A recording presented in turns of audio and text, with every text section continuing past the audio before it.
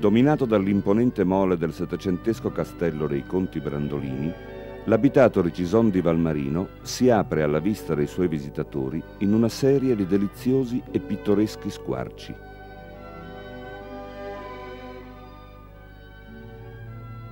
Ville fiorite,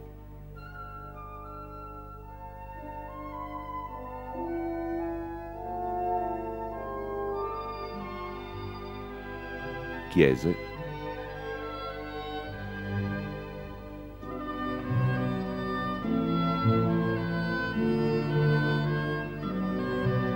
e rustiche abitazioni.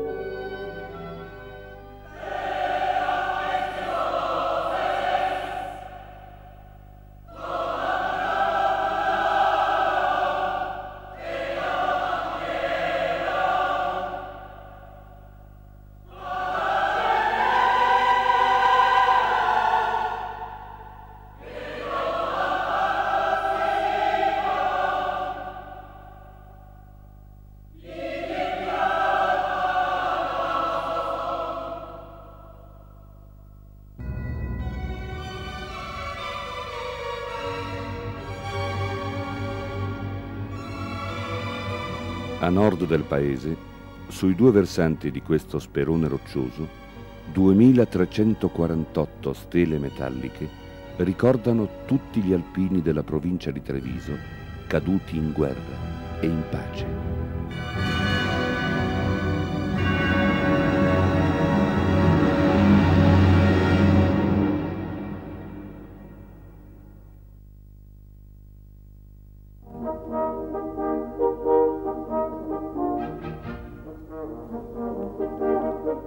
Gli alpini hanno partecipato a tutte le guerre combattute dall'Italia dal 1872, anno di costituzione del corpo per iniziativa del capitano Giuseppe Perrucchetti.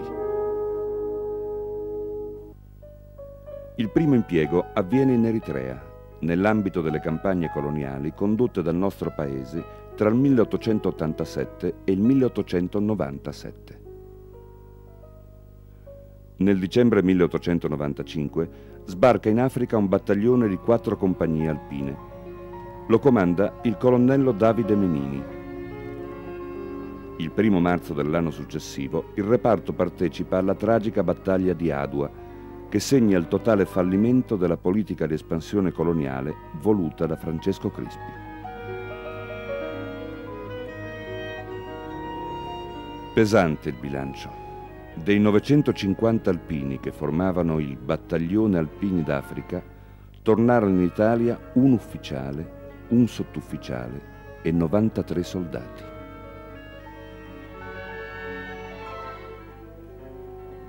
Quindici anni dopo Adua, gli alpini sono di nuovo in Africa. In Libia, allora semplice e lontana provincia turca, l'Italia giolittiana cercava un più forte sbocco sul mar Mediterraneo, da sempre ritenuto strategico per le esigenze del paese. Condotta fra il 1911 e il 1913, la campagna di Libia segna il primo massiccio impegno bellico di truppe alpine. 10 battaglioni vengono via via inviati a Tripoli. Memorabile nei primi mesi del 1912 la difesa di Derna da parte dei battaglioni Edolo e Saluzzo che combattono contro i beduini arabi. Nell'ottobre dello stesso anno la Turchia riconosce la sovranità italiana sulla Libia. Ma non cessa la resistenza delle tribù arabe. Così gli alpini si battono sulle alture di Garian e di Assaba in Tripolitania e ad Ettangi in Cirenaica. Il 24 maggio 1915, all'entrata dell'Italia nella Prima Guerra Mondiale, 52 battaglioni alpini sono attestati su un fronte di 500 km, dalle Alpi Retiche a quelle Giulie. Sul Monte Nero sono i battaglioni Susa ed Exilles a prendere parte a un combattimento di notevoli dimensioni. Negli oltre 3 anni di guerra non si contano le piccole e grandi battaglie che le truppe alpine conducono con valore e determinazione.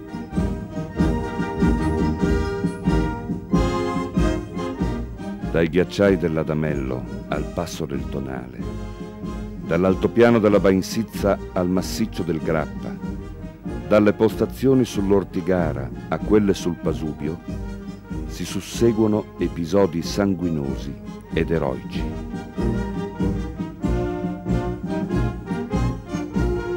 Il conto finale del conflitto è pesante.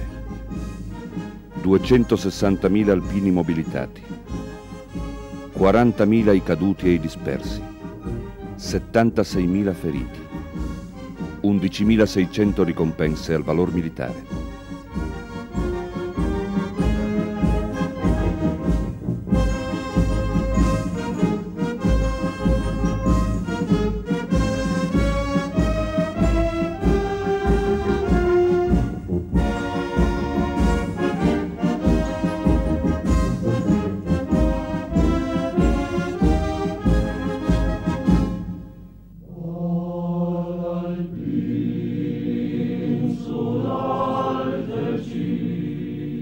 Ancora oggi, sulle Dolomiti, numerosi sentieri, trincee e gallerie testimoniano la durezza del primo conflitto mondiale.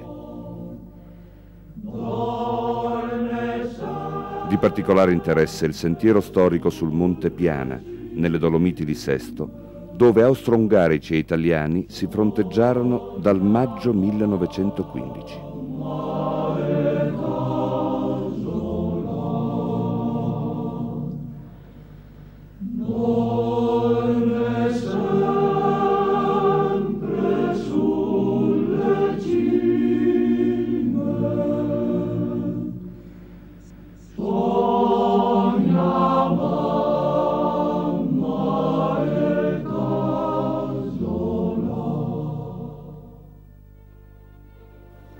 In occasione della guerra italo-etiopica del 1936, troviamo in Africa 14.000 alpini inquadrati nella divisione Pusteria. Sbarcano a Massaua nel mese di gennaio. Il massiccio dell'Ambaradam, la porta dell'Abissinia, è subito conquistato dalle Penne Nere, che consentono in tal modo ai corpi d'armata del generale Badoglio di penetrare e conquistare l'intera regione.